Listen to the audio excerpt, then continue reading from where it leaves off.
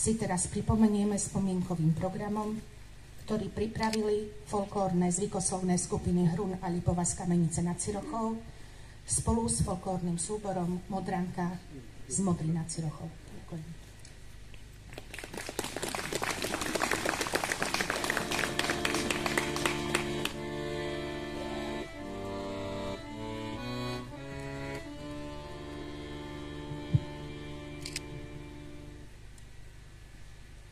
Všemohúci Bože, Ty konáš vo svete veľké veci.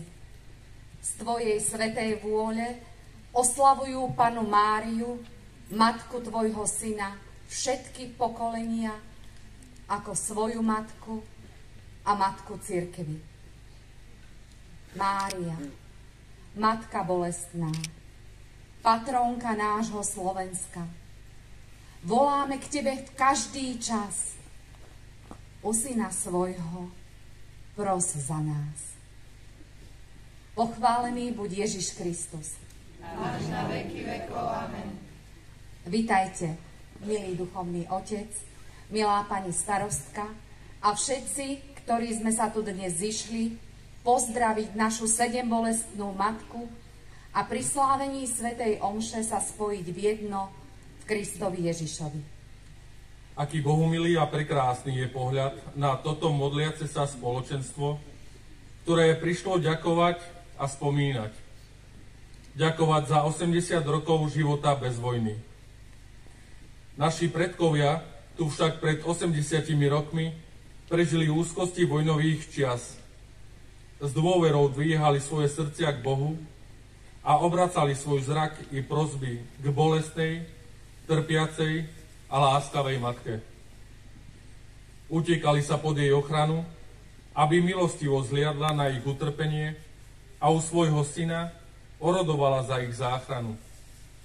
Preto aj my dnes zotrváme v spomienkach a vo vrúcnych modlitbách a prosbách, aby naša i ďalšie generácie po nás nezažili hrôzy vojny, pretože svet okolo nás sa zmieta v rôznych nepokojoch, úzkostiach a strachu.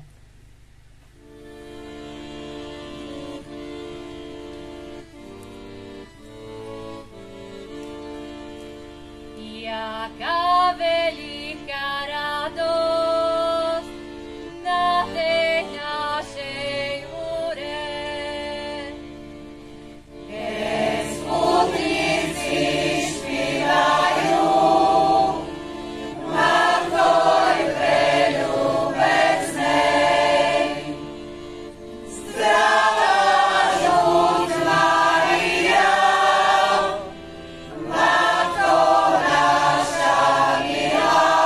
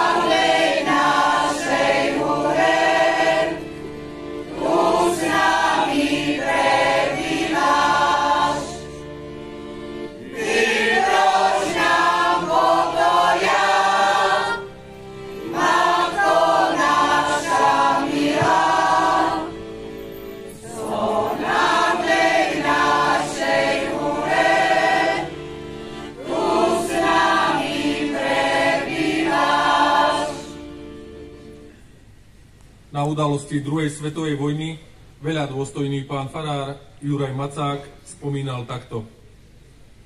Keď som bol v čase druhej svetovej vojny na fare v obci Kamenica nad Cirochou, Nemci nútili ľudí k evakuácii. Keďže som ovládal nemecký jazyk, odvážil som sa ísť k nemeckému generálovi a pekne som ho poprosil, aby s evakuáciou Kamenice počkali, lebo v tom čase bolo veľa chorých žien a detí. Žiaľ, sme sa nedohodli. Potom sme sa radili so starostom obce Michalom Čabákom, komisárom a ďalšími chlapmi. A tak sa rozhodlo, že obyvatelia sa urýchlene vysťahujú a ukryjú tu, na tomto mieste, hlboko v lese. Pri 50. výročí duchovný otec Juraj Macák napísal o tomto báseň, z ktorej vyberáme. Keď veľké mračná zniesli sa na tento svet, prišla vojna strašná, akej niet. Vtedy strach a žiaľ sadli za náš stôl a v celej obci smútok veľký zaľahol. Avšak v obci sa odvážlivec našiel, až ku generálovi do mesta si zašiel. Vyprosil odklad k tomuto odchodu a zaručil pokoj svojmu národu.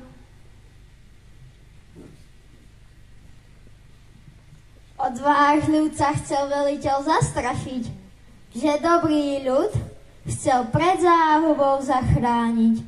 Preto rýchlo museli všetci ľudia utiecť do lesa a skryť sa pred vrahmi do istého bezpečia.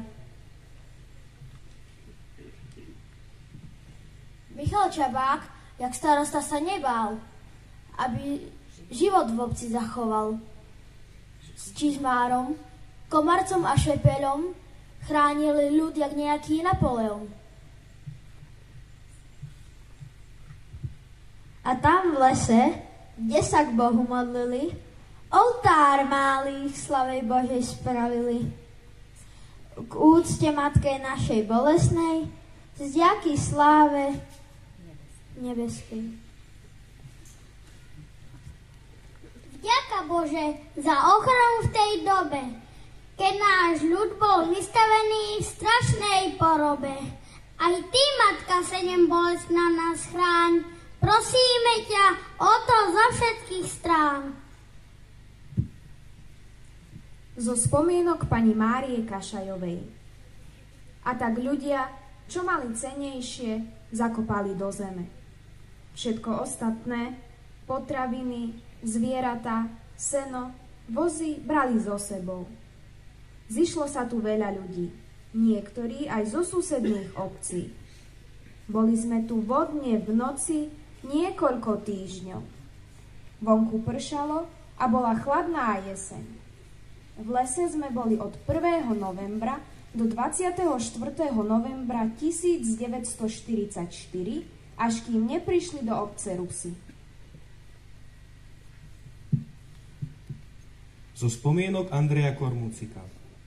Utekali sme pred blížiacim sa frontom do hlbokého lesa najnutnejšími vecami dennej potreby, ktoré sme naložili na vozy, ktoré ťahali kone a kravy, aby sme si zachránili holé životy. Spolu s nami putoval aj náš duchovný otec Juraj Macák, ktorý nás neopustil v týchto ťažkých časoch vojny. Každý deň pešo približne 10 kilometrov išiel do dediny a 10 kilometrov naspäť, aby zaniesol telo Ježiša Krista vo svetom prijímaní chorým a starým, ktorí už boli nevládni a museli zostať doma. Zároveň sa informoval, kde sa nachádza front. Aká silná bola jeho viera a obetavosť, svedčí o tom táto udalosť. Dozvedel sa o zámere partizánov, že sa chystajú prepadnúť a zabiť nemeckú spojku, ktorá vyšla na motorkách na Valaškovce za účelom preverenia situácie. Pán farár Juraj Macák len vo vojenských onuciach bežal cez les.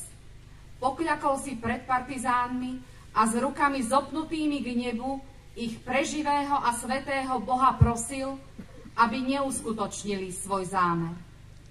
Vedel, že týmto konaním by spôsobili vyvraždenie a vypálenie celej dediny.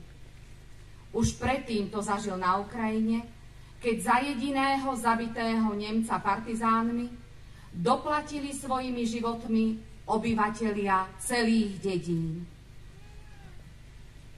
Na druhý deň, tu, na tomto mieste, slúžil ďakovnú svätú omšu, že Boh vyslyšal jeho prosbu. Partizáni neuskutočnili svoj zámer a tak boli uchránené životy jeho veriacich. Duchovný otec Juraj Macák bol aj za tieto skutky po vojne perzekuovaný a väznený. V našej obci bol duchovným otcom Juraj Macák v rokoch 1942 až 1950. V rokoch 1950 až 1953 prešiel rôznymi väznicami a bol trápený na samotke zimou a ťažkými výsluchmi. V roku 1953 ho prepustili na amnestiu a do roku 1957 pracoval vo výrobe. Hoci od roku 1957 bol v pastorácii, stále bol prenasledovaný štátnym dozorom. Zomrel ako 101-ročný. Bol aj významným archeológom a historikom. Máme mu za čo ďakovať a modliť sa, pretože bez jeho obety by sme tu dnes neboli. Tam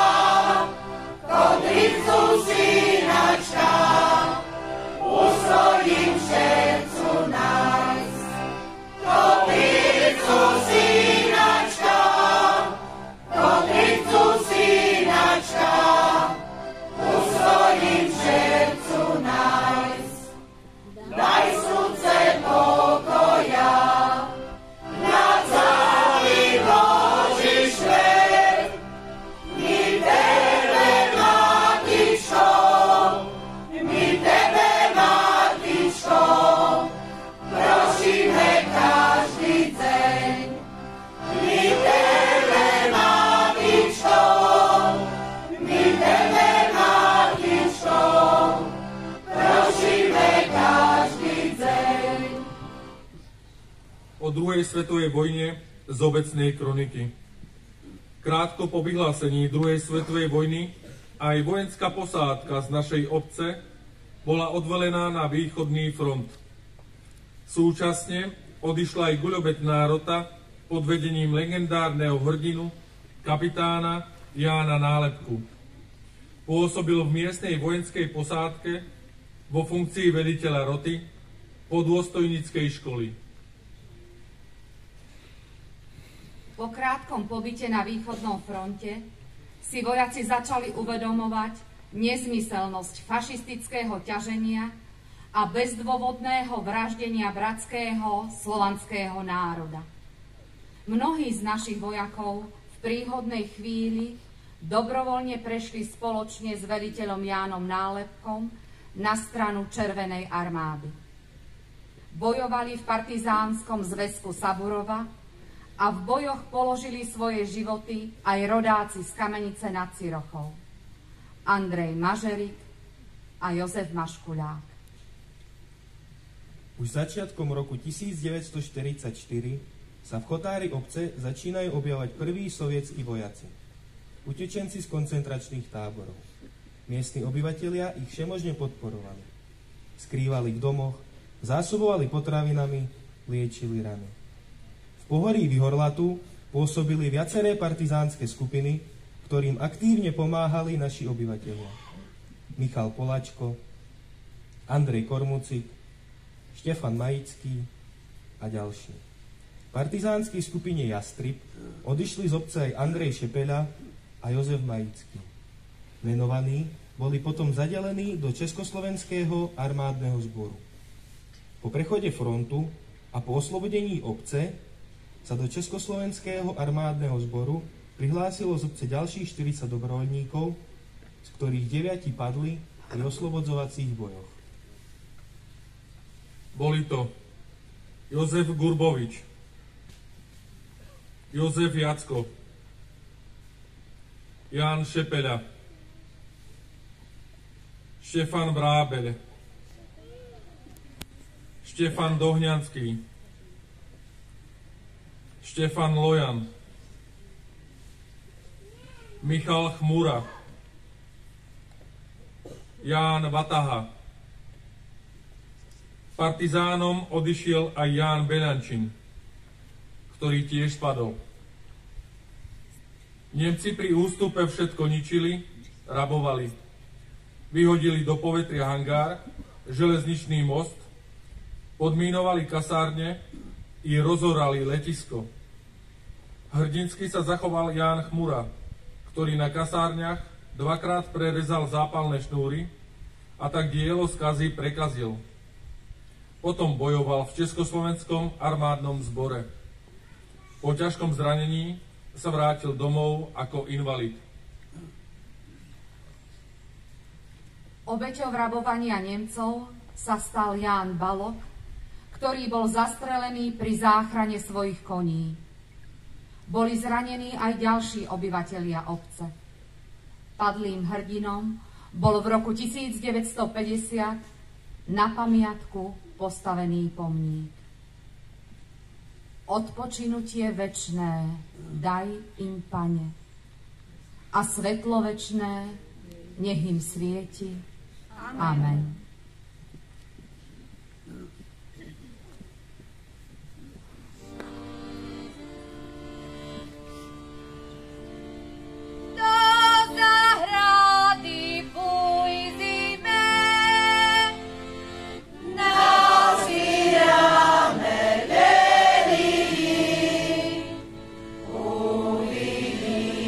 Krásný víno, Pane Márii.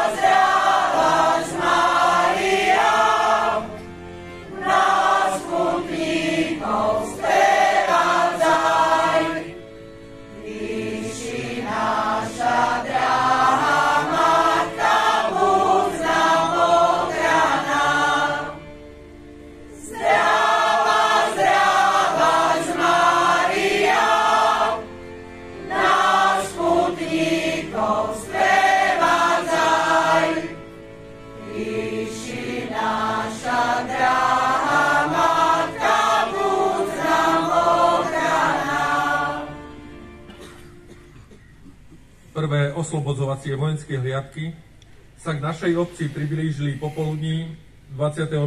novembra 1944. Za nimi tiahlo vojsko, ktoré smerovalo na zamínované polia. Tu sa hrdinsky zachoval Ján Beľančin, ktorý ich na to upozornil a podal im aj informácie o rozložení nemeckej armády. Z miestnych obyvateľov sa pri odminovacích prácach aktívne zúčastňovali Michal Šalák a Andrej Maškuľák. Pri odminovacích prácach obce i Chotára zahynulo 10 sovietských vojakov. Česť ich pamiatke. Naša obec bola oslobodená 25. novembra 1944. Stav obce po vojne bol žalostný. Zo spomienok Márie Kašajovej, horliteľky Ružencového bratstva. Keď sa vojna skončila, ľudia na kolenách ďakovali za ochranu. Z vďačnosti tu, na tomto mieste, osadili obraz 7 bolestnej Panny Márie a pamätný kameň s tabuľou. Každý rok z vďaky, modliac sa a spievajúc, sme putovali s krížom cez les k obrázku, pri ktorom sme sa vymodlili ruženec. Až do vysokého veku, keď mohol, putoval s nami aj duchovný otec Juraj Macák. Sväté omše sa pri obrázku mohli slúžiť až po páde komunizmu. Podnet na vybudovanie kaplnky dal pán farár Juraj Macák. Na základný kameň vložil v roku 1996 1000 slovenských korún, pričom vtedy povedal: keď tu bude stáť kaplnka a ja už nebudem medzi vami, tu, na tomto mieste, budem s vami stále. Keďže tento priestor je vojenský, pamätníci a Ružencové bratstvo napísali žiadosť o povolenie výstavby kaplnky na Ministerstvo obrany Slovenskej republiky. Trvalo to celých 9 rokov, ale žiadatelia sa vytrvalo modlili a tak v roku 2005 svitla nádej a 8. júna 2006 bolo vydané povolenie na výstavbu kaplnky. Občianske združenie Kameničan v zbierkach vo farnosti Kamenica nad Cirochou by zbieralo 130 000, v Modrej nad Cirochou 19 000, v Kamienke 14 500 a v Dlhom nad Cirochou 18 000 slovenských korún. Stavbu podporil aj obecný úrad v Kamenici nad Cirochou sumou 15 000 a Ružencové bratstvo sumou 20 000 slovenských korún. Na kaplnku bolo vydaných 217 000 slovenských korún. Výstavba trvala od júna do septembra 2006. Vysvetená bola 24. septembra 2006 za účasti kňazov Snínskeho dekanátu a za prítomnosti vzácneho hostia pána dekana Juraja Macáka, kanonika, ktorému sa splnil celoživotný sen.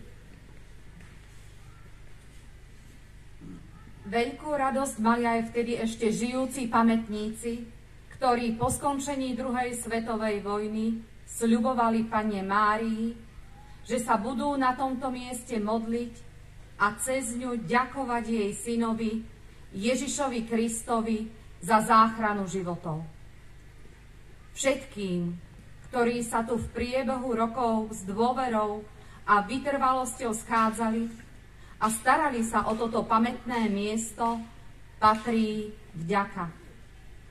Boli to najmä rodiny Kašajová, Harakaľová, Hrobková, Daňová, Kormuciková, Batahová, Kotusová, Benková. veľa jednotlivých ľudí z obce. Ďalej farský úrad, ružencové bratstvo, obecný úrad, vojenské lesy a majetky, občianske združenie Kameničan, jednota dôchodcov, Únia žien Slovenska, hasiči, Červený kríž, sponzori, najmä pán Veľas a ďalší, ktorí v minulosti aj dnes svojim dielom prispeli k zachovaniu a zveľadeniu tohto pamätného miesta. Pane Ježišu, dobrotivo zliadni na nás všetkých a príjmi naše vďaky a modlitby za mier a pokoj vo svete. Všemohúci Bože, Ty darca pokoja, stojíme tu pred Tebou na tomto pamätnom mieste a prosíme.